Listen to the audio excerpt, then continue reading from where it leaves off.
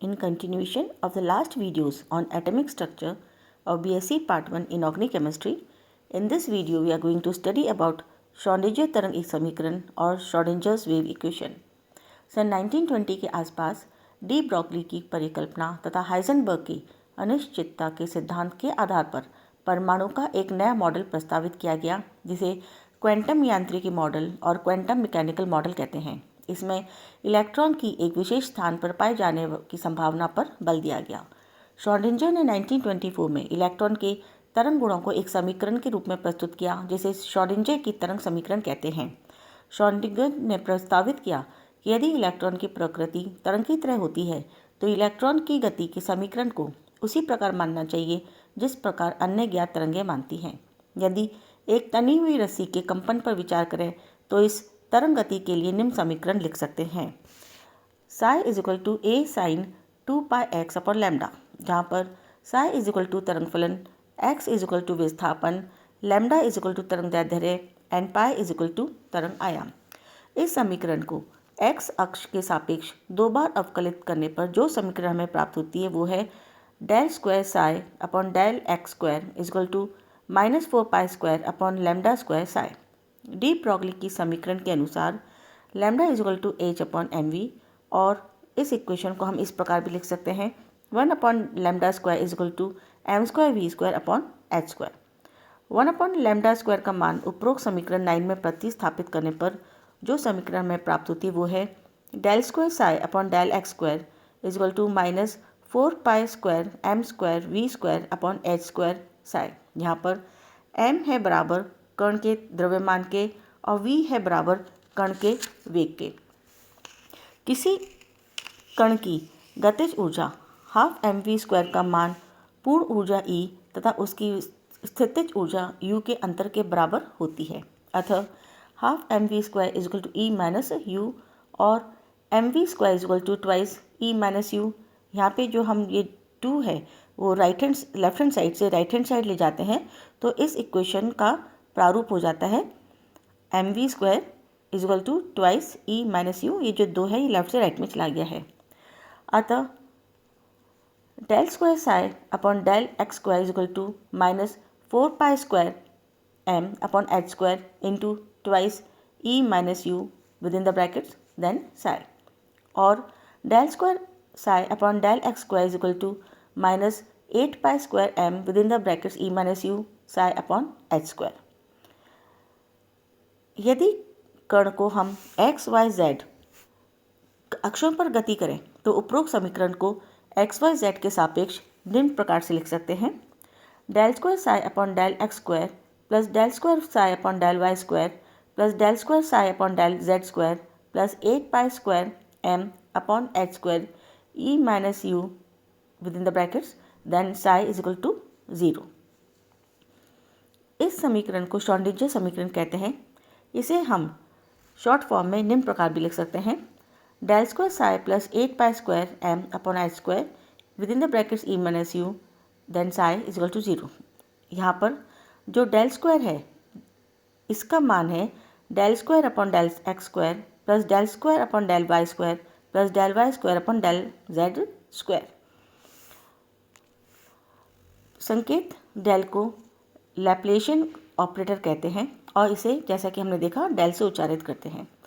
Schrodinger समीकरण द्वितीय कोटि की डिफरेंशियल इक्वेशन है, इसलिए इसको हल करने पर साई के विभिन्न मान प्राप्त होते हैं जिनमें कुछ ही सार्थक होते हैं. इन सार्थक मानों को आइगन फंक्शन कहा जाता है. यह निश्चित ऊर्जा के समतुल्य होते हैं जिसे आइगन वैल्यू कहते हैं. यह आइगन मान निश्चित ऊर्जा को दर्शाता है तथा कक्षक कहलाता है. प्रत्येक कक्षक को बोर के द्वारा प्रस्तावित कक्षाओं का क्वांटम अनुरूप माना जा सकता है, यानी जो प्रत्येक कक्षक होता है वह बोर के द्वारा प्रस्तावित कक्षाओं का क्वांटम अनुरूप होता है. अतः तरंग यांत्रिकी संकल्पना के आधार पर भी यह निष्कर्ष निकलता है कि परमाणु में उसकी निश्चित ऊर्जा स्तर विद्यमान होती है.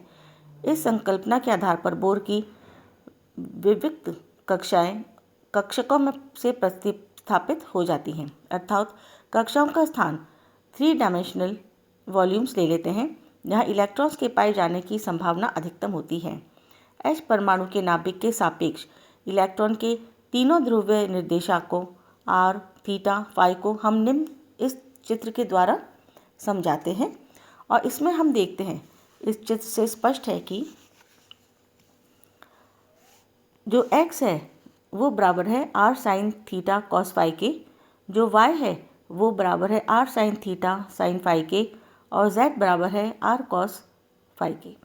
इन मानों का समीकरण अगर हम पिछली समीकरण जो हमने निकाली थी 12, उस समीकरण में रखें तो जो समीकरण हमें प्राप्त होती है वो है 1/r² dot del upon del r within the brackets r² del phi upon del r,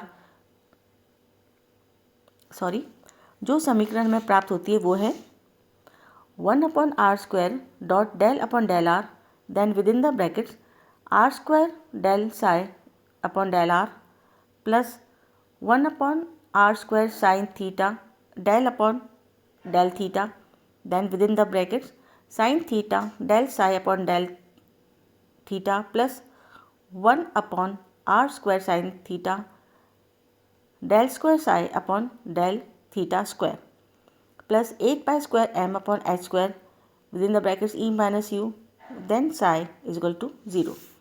ये जो समीकरण है यह भी श्रोडिंगर की तरंग समीकरण का एक दूसरा रूप है। श्रोडिंगर समीकरण के अगर हम अनुप्रयोग देखें, दैट इज एप्लीकेशन देखें, तो जो श्रोडिंगर इक्वेशन है वह इलेक्ट्रॉन, परमाणु, अणु आदि सूक्ष्म कणों के व्यवहार के स्पष्टीकरण में इस्तेमाल की जाती है। स्थितिज ऊर्जा यानी पोटेंशियल एनर्जी ज्ञात होने पर कुल ऊर्जा तथा तरंग फलन साई को ज्ञात करने में इस्तेमाल की जाती है। परमाणविक व आणविक संरचना के स्पष्टीकरण में इसका इस्तेमाल होता है।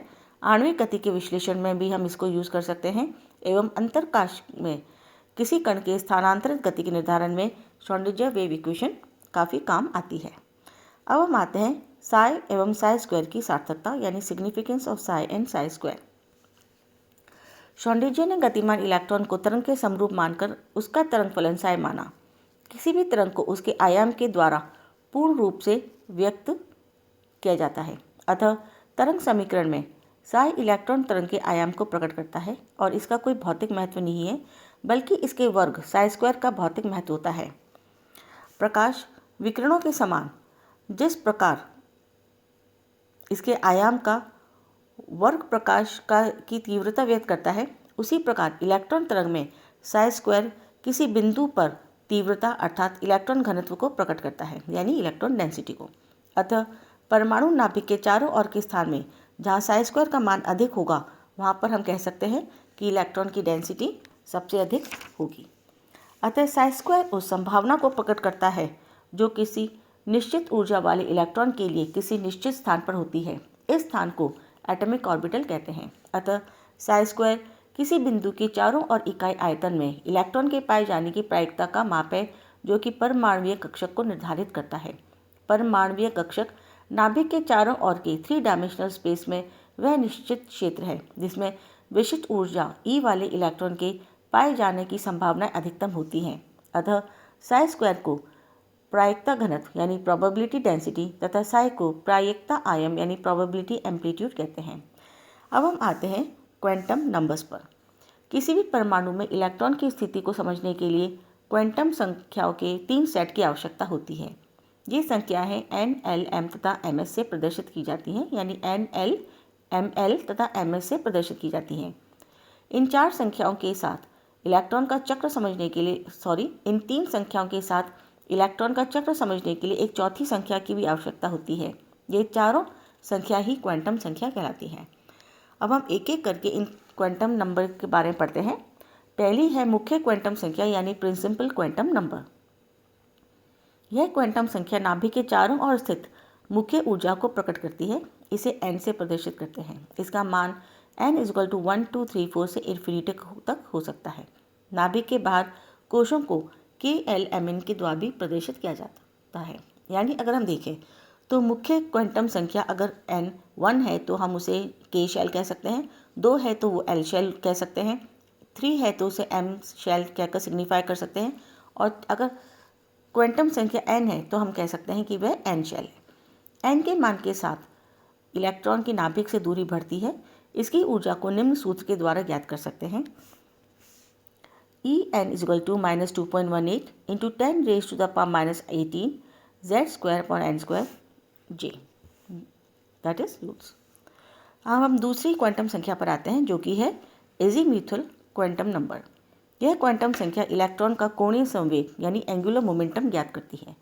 इस क्वांटम संख्या को L से प्रदर्शित किया जाता है। यह क्वांटम संख्या मुख्य कोश में उपस्थित उपकोश के प्रकार व उसकी आकृति को भी समझाती है। L का जो मान होता है वह n के मान पर निर्भर करता है। तो L का जो मान होता है वो होता है 0 से लेकर n-1 तक, अर्थात इसका मान 0 से n-1 तक हो सकता है। अगर हम उदाहरण दें, यदि n का मान 1 है तो L का मान होगा 0। अगर n का मान 2 है तो L का मान होगा 0 and 1। n का मान अगर 3 है तो L का मान होगा 0, 1 and 2, अर्थात n के प्रत्येक मान के लिए L के n संभावित मान होते हैं। विभिन्न उपकोशों और L के मान को SPDFC से भी प्रदर्शित किया जाता है, जो कि हम इस सारणी के हिसाब से देखते हैं। अगर L का मान 0 है तो उपकोश S से निर्देशित किया जाता है। अगर L का मान 1 है तो जो उपकोश है उसको हम P से प्रदर्शित करते हैं। L का मान अगर 2 है तो जो उपकोश है उसको हम D टर्म से प्रदर्शित करते हैं। अगर L का मान 3 है तो उपकोश को हम F टर्म से प्रदर्शित करते हैं। अगर L का मान 4 है तो हम उपकोश को G टर्म से प्रदर्शित करते हैं। और इसी प्रकार अगर L का मान 5 है तो हम उपकोश को H जो टर्म है उसे प्रदर्शित करते हैं। अर्थात जो n अगर 1 है तो L इज इक्वल टू 0 यह प्रदर्शित करता है कि मुख्य ऊर्जा स्तर में S उपकोश होगा। विभिन्न उपकोशों की क्वांटम संख्या n तथा L से संबंधित अगर हम देखें तो इस सारणी से वह एकदम क्लियर हो जाती है। अगर n की संख्या 1 है, दैट इज n इज 1, तो L इज इक्वल टू 0, और L अगर 0 है तो इसका उपकोश होगा वह 1s होगा और उपकोश की संख्या 1 ही होगी। अगर n की संख्या 2 है तो L की संख्या होगी 0 and 1, और 0 के लिए जो उपकोश है वो होगा 2s, और जो 1 है L की नंबर मान 1 है तो L के एक मान के लिए उपकोश होगा 2p, और जो उपकोश हैं वो होंगे 2। अगर n का मान 3 है तो जो L के मान होंगे वो होंगे 0, 1 and 2, और L के 0 मान के लिए जो उपकोश का मान होगा वो होगा 3s। L के 1 के मान के लिए जो उपकोश होगा 3p, और जो L का अगर मान 2 है तो इस 2 के मान के लिए जो उपकोश का मान होगा वो होगा 3d, यानी जो टोटल उपकोश की संख्या होगी वो होगी 3। अब अगर हम देखें कि n का मान 4 है तो L का मान होगा 0, 1, 2 and 3। अब अगर हम उपकोश का प्रकार देखें तो L की संख्या 0 के लिए उपकोश हो गया 4s। L की संख्या 1 है, L का मान 1 है तो उपकोश हो गया 4p, और अगर L का मान 2 है तो उपकोश का प्रकार हो गया 4d, और अगर L का मान 3 है तो उपकोश का मान हो गया 4f। और अगर हम देखें उपकोश की संख्या क्या हुई, वो होगी 4। इलेक्ट्रॉन का कक्षीय कोणीय संवेग is equal to h/2π √L within the brackets L+1। इस उपकोश में अधिकतम इलेक्ट्रॉन की संख्या is equal to 2 into within the brackets twice L+1। एक उपकोश में कक्षकों की संख्या is equal to twice L+1 होगी। अब हम आते हैं तीसरे क्वांटम नंबर पर, जो कि है चुंबकीय क्वांटम संख्या यानी मैग्नेटिक क्वांटम नंबर। यह क्वांटम संख्या चुंबकीय क्षेत्र में इलेक्ट्रॉन का व्यवहार समझाती है। इसे m या ml से प्रदर्शित किया जाता है। इलेक्ट्रॉन के परिभ्रमण से चुंबकीय क्षेत्र उत्पन्न होता है, जिस कारण स्पेक्ट्रमी रेखाओं का पुनर्विभाजन हो जाता है, जिसे समझने के लिए प्रत्येक उपकोश को पुनः विभाजित किया जाता है।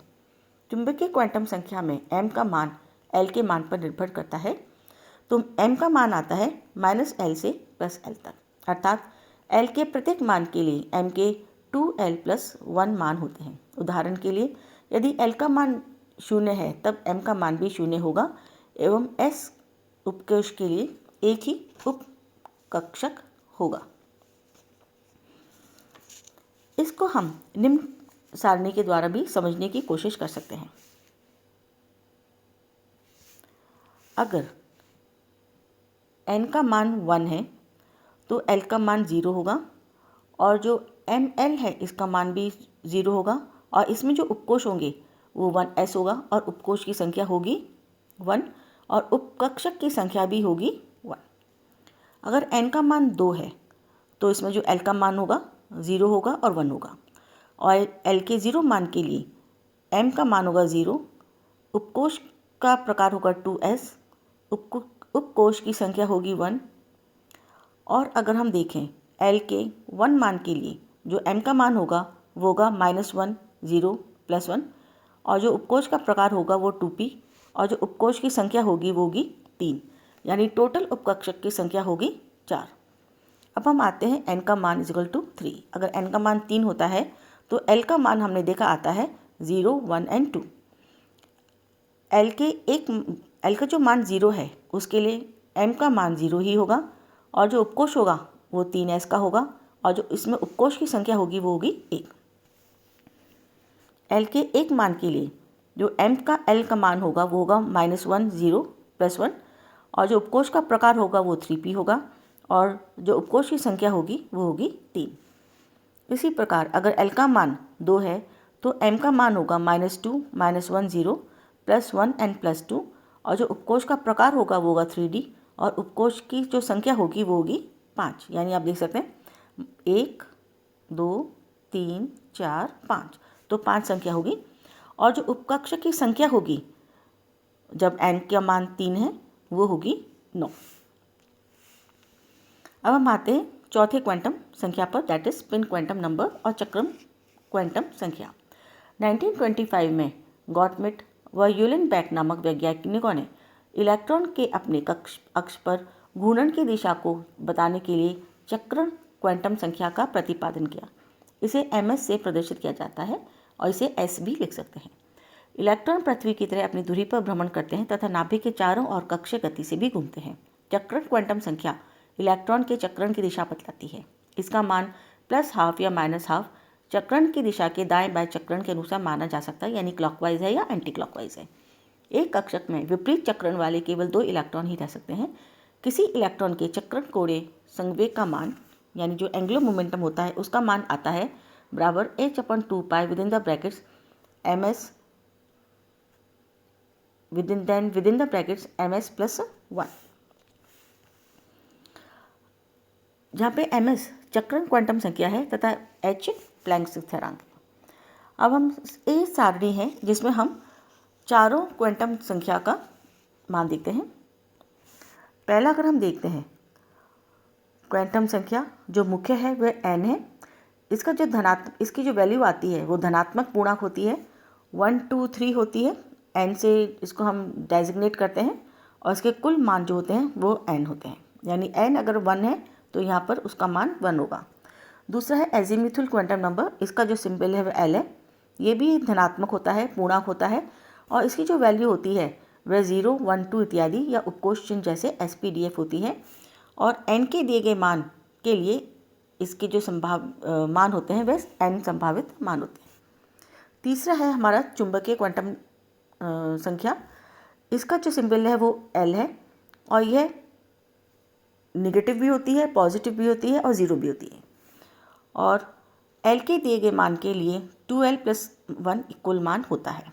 और अगर हम स्पिन क्वांटम नंबर देखें तो इसका जो सिंबल है वो ms होता है या s होता है और इसका जो मान होता है अनुमानित मान वह +½ या -½ होता है और इसकी जो कुल मान होते हैं वह सिर्फ 2 होते हैं। That's all for today. Thank you.